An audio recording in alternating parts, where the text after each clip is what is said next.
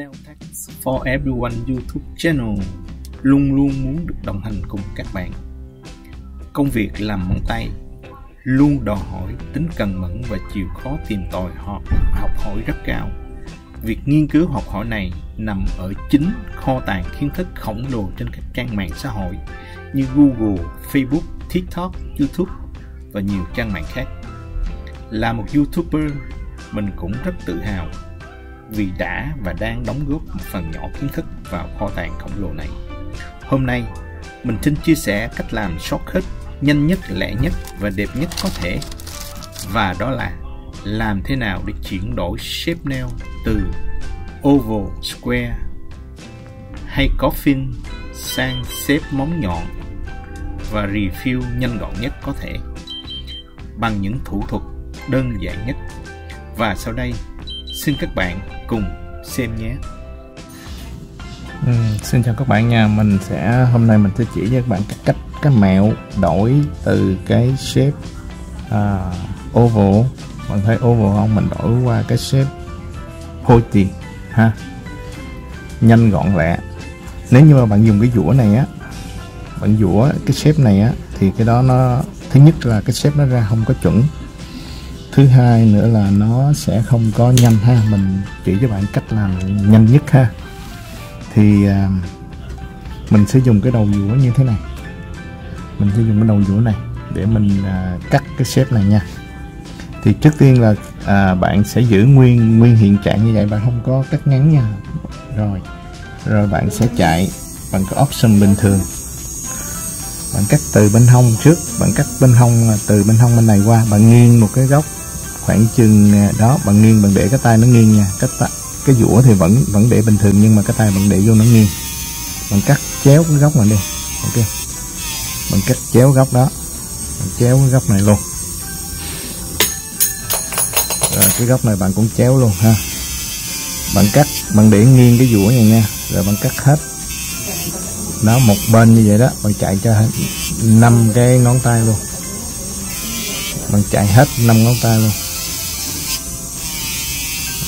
Mình chạy hết 5 ngón tay, mình chạy từ bên này qua cái chiều thuận. Mình chạy theo cái chiều thuận nha. Mình đi hết 5 ngón tay này.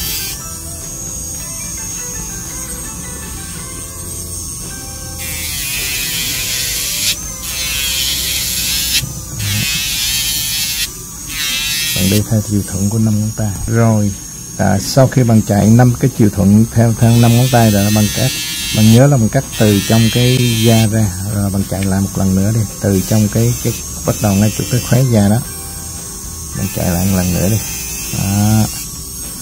Bạn cố gắng bạn tạo một cái đường thẳng chéo từ trong ra tới ngay chỗ cái đầu, ok. Rồi cái bước thứ hai là bạn sẽ cắt ngược trở lại là bằng cái option là reverse. Reverse của cái máy nằm nha. Khi bạn cắt, bạn chuyển qua cái reverse thì bạn chạy bên hông bên ngược trở lại, ok. Bạn chạy ngược trở lại cũng bằng cách nghiêng như vậy đó. Bạn chạy ngược trở lại đó, bạn chạy ngược lại hết.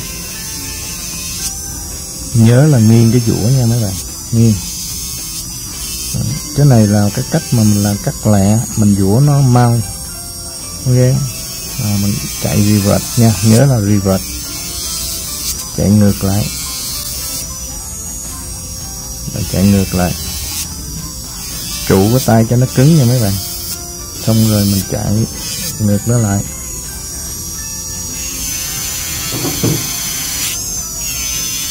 Chạy với tốc độ bình thường thôi nha các bạn, đừng chạy nhanh lắm. Chạy nhanh lắm thì các bạn nó không có control được nha, ok. Bạn thấy chưa?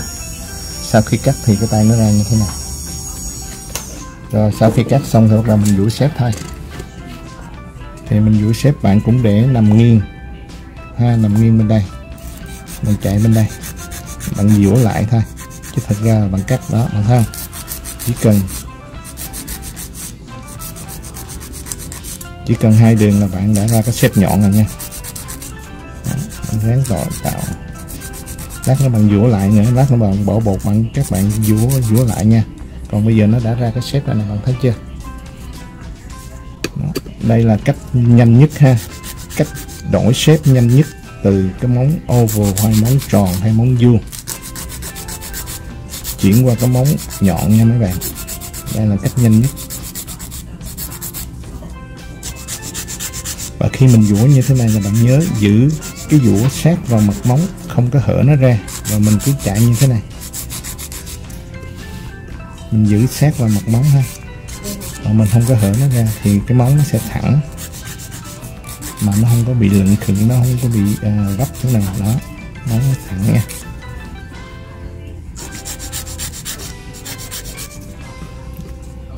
Đó là cái cách mà đổi shape từ oval, almond hay là shape square to pointy shape, chưa có móng nhọn nha mấy bạn.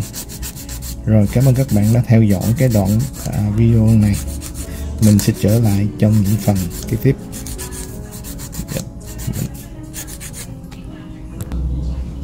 Rồi, sau khi cắt á, bạn thấy mình chỉ có 5 phút là mình đã làm xong cái shape này nha mấy bạn. Đó, hai tay đều giống nhau ha, rất là giống nhau. Rồi, cảm ơn các bạn nha. Rồi, xin chào các bạn nha. Cái bước kế tiếp của mình là cái bước quick refill nha mấy bạn. Refill lẹ, làm lẹ nha. Ok, thì trước tiên nhất là tất cả những cái dụng cụ bạn cần phải làm á, là bạn phải bột bạn khuấy lên, cọ bằng giặt sạch, và đặc biệt là liquid phải sạch nha. Sau đó là bắt đầu bạn refill nha. Ok, đối với cái bộ này á, đó, bạn lấy một miếng vừa đủ trên đó thôi, mà không lấy nhiều, tại mình refill trên cái đó. Đó, vuốt xuống, bạn để lên trên mặt.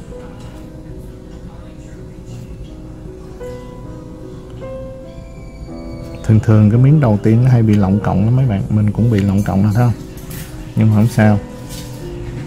Miếng đầu tiên á, tại vì bột chưa quen, nước chưa quen á, cho nên nó bị lọng cộng. Đó, miếng đầu tiên mình thấy bị lọng cộng rồi đó, nhưng mà không sao. Miếng thứ hai nó sẽ better.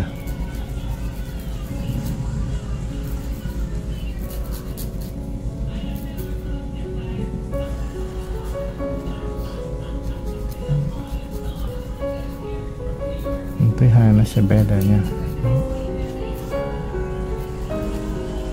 Tại miếng đầu tiên mình lấy nó hơi bị dư một miếng bột quá, cho nên là khi mình vuốt nó xuống nó bị dư ha.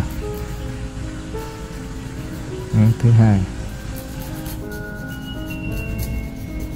với hơn nữa khi bạn sạc mỗi một cái con khách đầu tiên á, nó hay bị lọng cộng bột rồi cọ rồi đó. Cho nên là nó không, thường con khách đầu tiên của cái ngày làm việc á, nó hay bị lọng cộng, rồi sau đó thì nó sẽ bắt đầu nó đỡ hơn ha.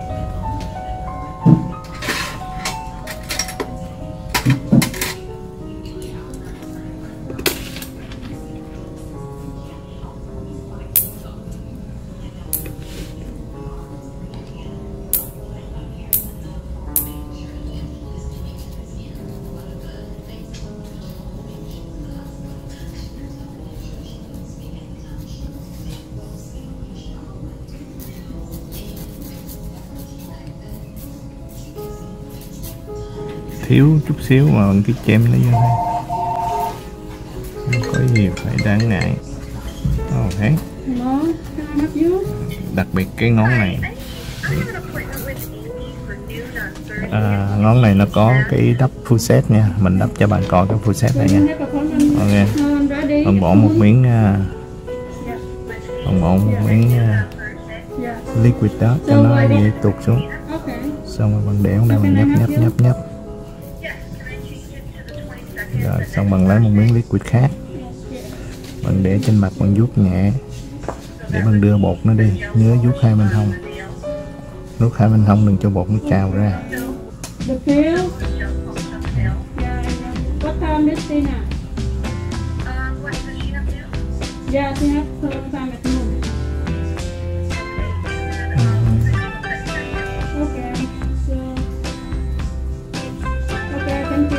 Xong bạn lấy một miếng nữa, như đây.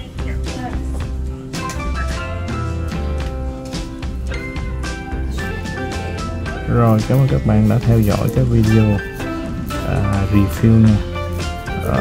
Cái đoạn review này mình sẽ trở lại trong cái phần vẽ cái sideline nha mấy bạn. Cảm ơn các bạn.